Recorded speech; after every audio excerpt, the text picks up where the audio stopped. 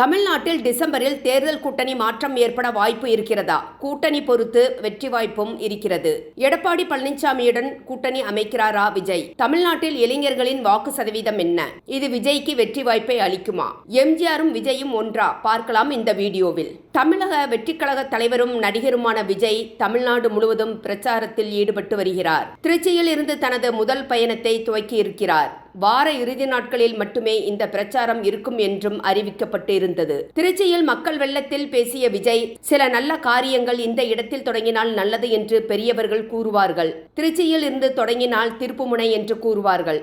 அண்ணா முதன்முறையாக தேர்தலில் நிற்பதற்காக திருச்சியில் இருந்து தொடங்கினார். நான் கூறுவது 1956.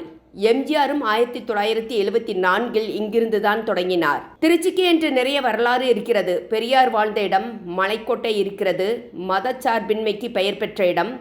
உங்களை எல்லாம் பார்க்கும்போது பரவசம், எமோஷனல் வருகிறது. உங்கள் அனைவரையும் பார்த்துவிட்டு போகலாம் என்று வந்திருக்கிறேன்.